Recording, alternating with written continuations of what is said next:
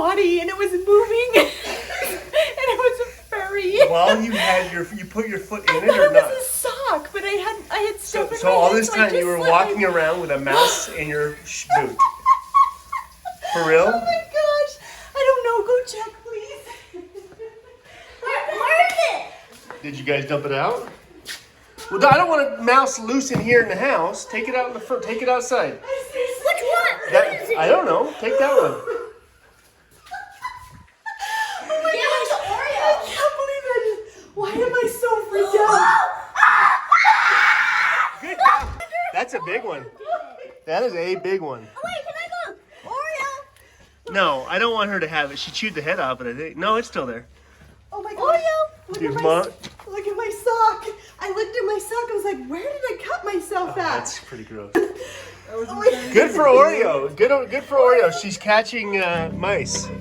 So I slipped my boots off because they were muddy and I had stuff in my hands. But I thought there was like someone borrowed my shoes and left a sock in it. You know, like a sock can get scrunched at the toe.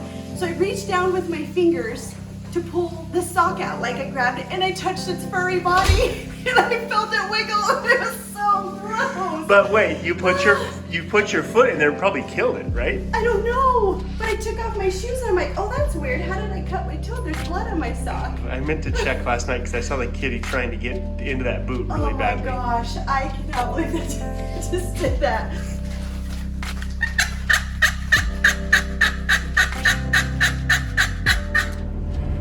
It's been raining quite a bit, but we've got a nice little sunny window, and Rhett decided he wanted to go out and ride the four-wheeler. He just called his sister Cheyenne and got through long enough to tell her that he was stuck somewhere. And I think he's stuck down here, and this is the only place I can think of that he would be stuck. So I'm on my way to go find him and help him get unstuck.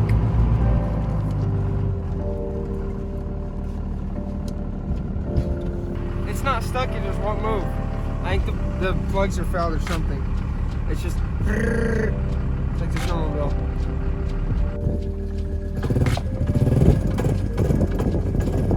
You want me to tell you what it's doing? That's just The battery is so shot in that thing that it's not even maintaining enough spark to keep it running. Get the chain out of the back of the truck. The chain's sitting right there. Ready to go? It already came unhooked. The chain already came unhooked. Ready?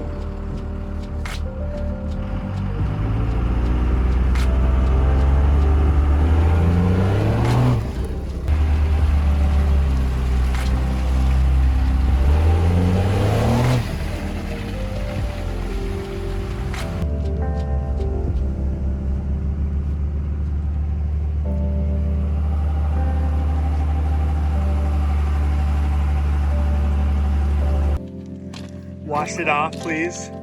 Wash your boots off. Spray them off. Push it out of the way. You want me to get on the Honda and push you in there? And then I want you to take the battery out and let's see which one it is. And we'll order the good battery for it.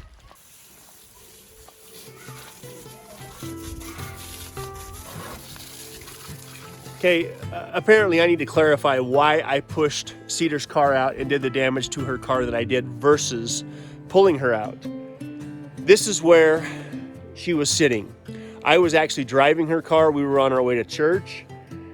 We'd had so much rain the night before that I slid down into these ruts, and these ruts are just too much. They were too much for her car. Her car got high-centered. I couldn't get it out. Cheyenne was behind us driving her little Cherokee. She drove me up. I got my truck. I tried to go around Cedar's car, and I was sliding into the fence. And so I backed up. My intentions were to get behind Cedar's car and have Cheyenne go by because Cheyenne's car was quite a bit more narrow than my truck is. Have her go by, then I was going to use Cheyenne's car to pull Cedar's Highlander out. My truck, because it was again so slick, I couldn't, it got sideways and I just flat couldn't get around Cedar's car. On top of that, we had people waiting behind us. But what I didn't show in that video was the 10 or 15 minutes leading up to that decision. I tried every other thing that I thought I could do. before I pushed Cedar's car. It was kind of a last-ditch effort. Cedar made the comment that there's been a whole lot of people with a whole lot of theories, and that I'm apparently an idiot for doing what I did. But let me be very clear that it was the last thing that we could do to get her car unstuck. So.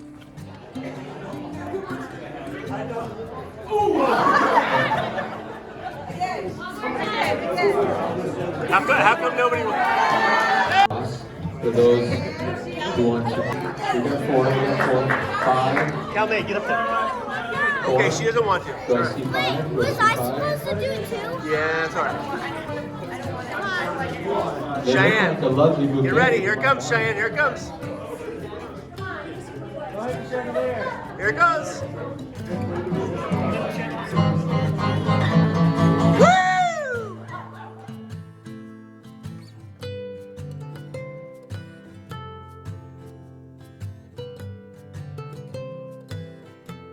In spite of all the chaos happening in the world around us, we were able to spend a couple of days with family, celebrating the marriage of our nephew and his new wife, and it was a beautiful escape.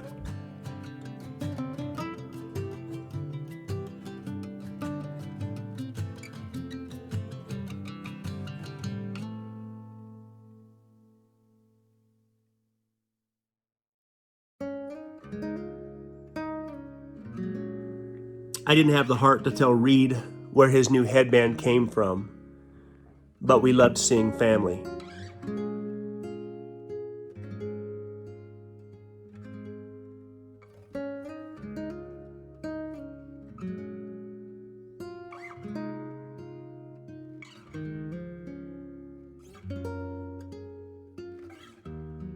Since we now have the kids home with us full-time for who knows how much longer, Cedar and I have decided we've got to do everything we can to get a jump on some of the things that we anticipated doing over summer.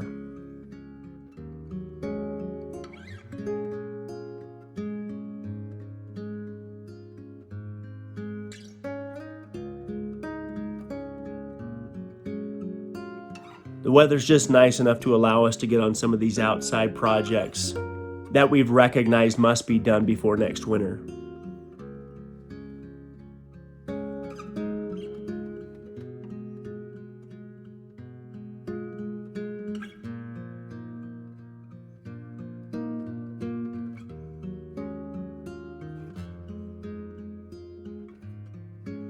One of these projects is cutting down and or thinning any trees along the roadway that are obstructing sunlight or hanging out into the roadway where they could potentially do damage.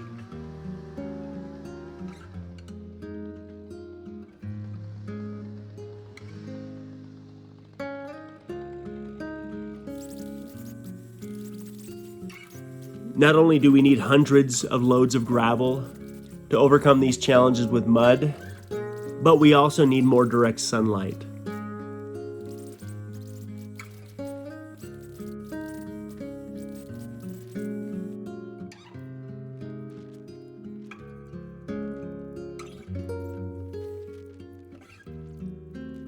Most of the trees along the roadway are maple trees.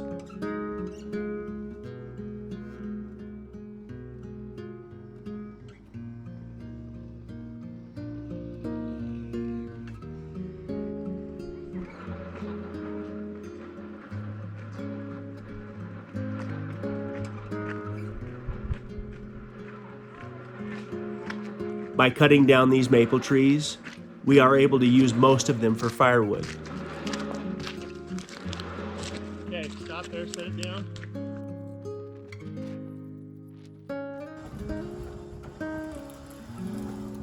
Keep going, stop. There are also many cedar trees along the roadway, and for the most part, we will leave these trees and just prune them up as high as we can reach.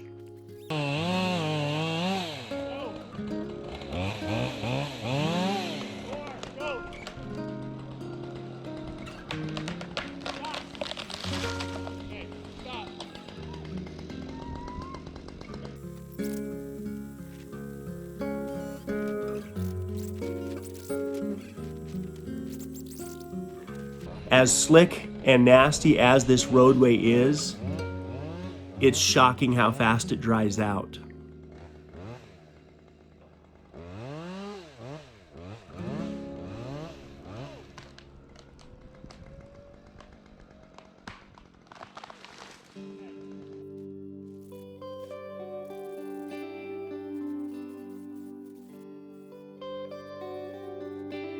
With just a few good days of direct sunlight, oftentimes the mud makes a quick transition to dust.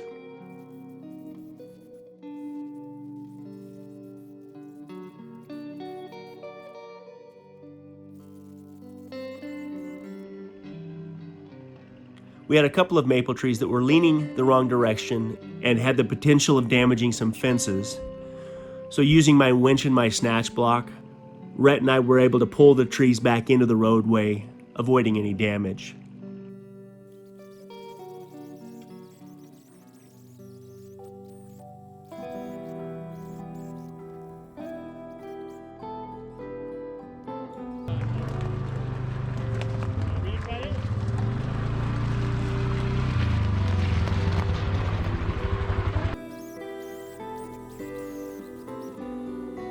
Now, as much as Reed and Rhett would love to sit around and play video games for the indefinite future, in my mind there's nothing beneficial coming from this. And it's great to watch Rhett get more and more comfortable behind a chainsaw, but on top of that, burn off some unnecessary energy that he would likely use roughhousing with his little brother at some point later in the day.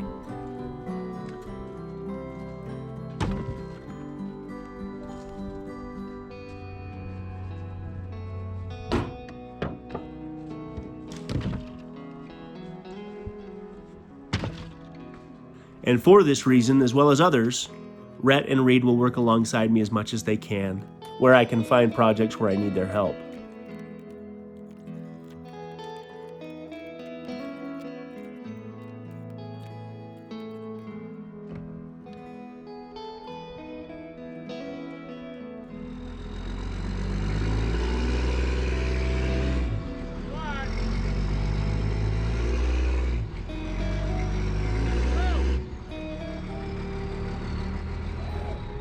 I can remember my parents talking about how they had to put me in the front seat of the old van because as a kid I would also use my overwhelming energy to harass my older brothers until it usually resulted in one of my brothers doing what they had to do to remind me to keep my hands to myself.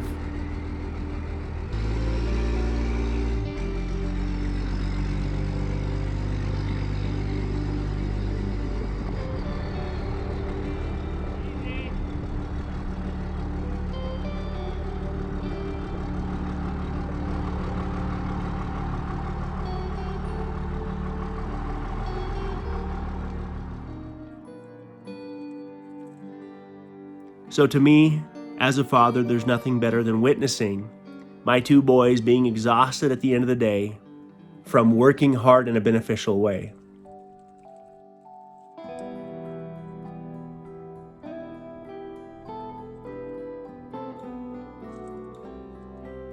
Now I've got this old Massey Ferguson 135 tractor that I have big plans with over the summer. Everything like maintaining the roadway as it dries out, to running our wood chipper to deal with the limbs that come off of these trees that we're cutting along the roadway.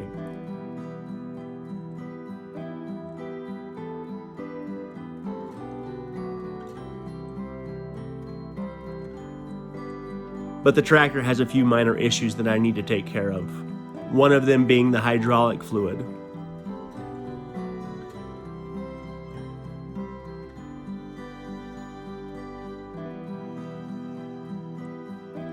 I don't know how well it was maintained, and I feel like I want to keep this tractor for a while.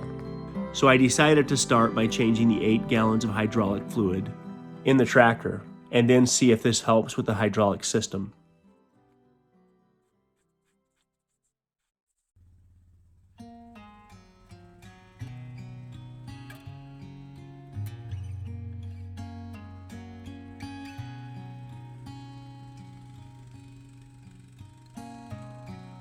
Now everywhere that we've put gravel, the snow is basically gone. And thank goodness most of the gravel has not gone away.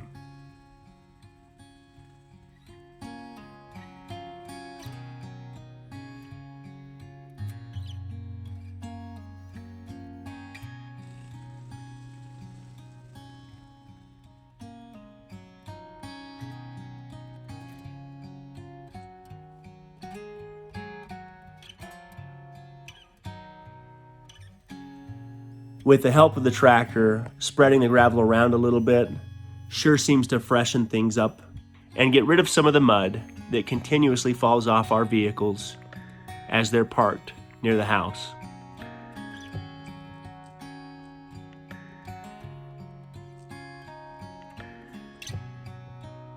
So our local grocery store had chicken on sale, 20-pound boxes. So we grabbed a couple, and first you gotta cut off all the fat and just kind of cut it into smaller pieces. I'm gonna put them in pint-sized jars.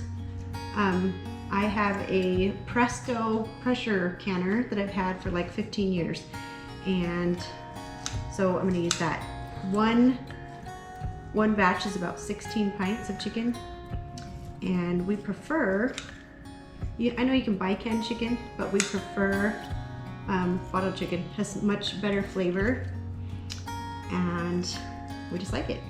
One of these jars, they usually can last us about a year.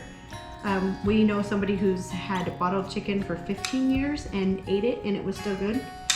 We don't normally go that long, just because with our size of family, we just eat chicken faster than that. But I use this in chicken enchiladas, and we do Hawaiian haystacks. We do anything that you wouldn't use normal canned chicken for. We just use the bottled chicken. So it's kind of fun. It's time consuming, but once you have it all done, it's perfect to just go grab a jar and have dinner ready.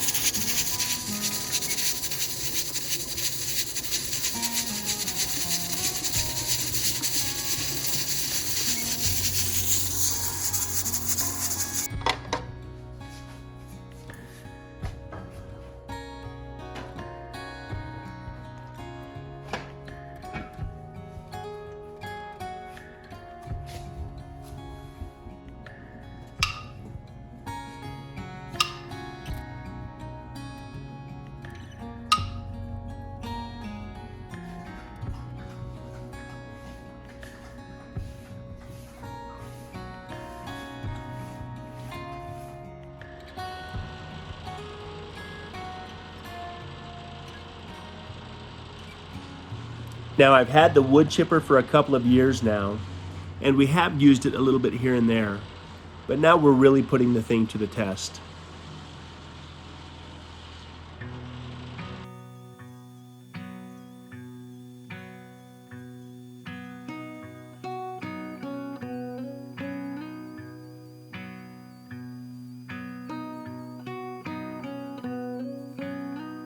As we used it throughout the second day of cutting wood, I quickly realized that the wood chipper was overqualified for the job, and the rear main seal on the engine in my tractor was starting to fail.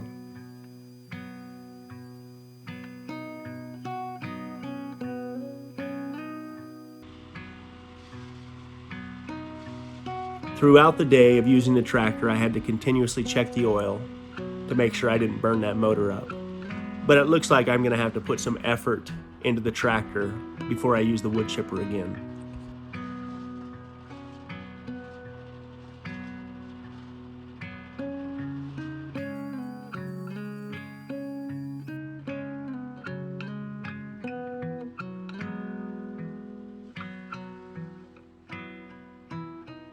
The tractor's right around a 50-horse tractor, and that seems to be the sweet spot.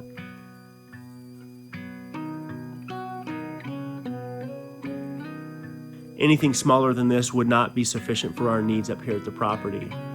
And I would love to find a four-wheel drive tractor at some point down the road, but they have a tendency to be quite a bit more expensive than what this little Massey Ferguson cost me. So I will likely do what I have to do on the tractor to keep it around for a while.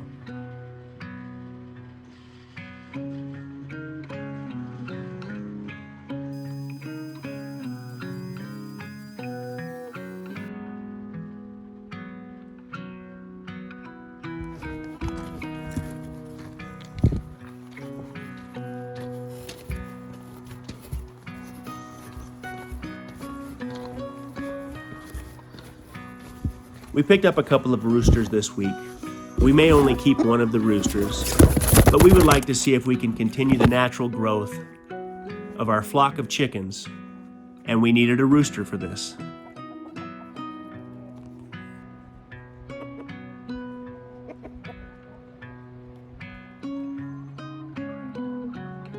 These two roosters were raised together, and they're currently friends, but I fear one of them may end up in the stew pot.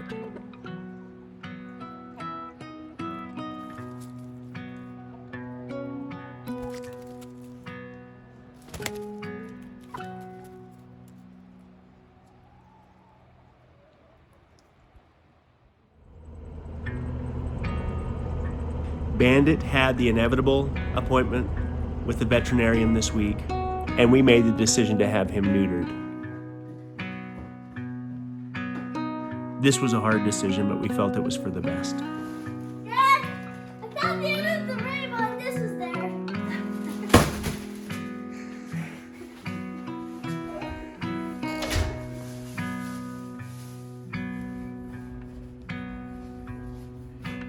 Next week, you'll see the conclusion of the upstairs bathroom tile.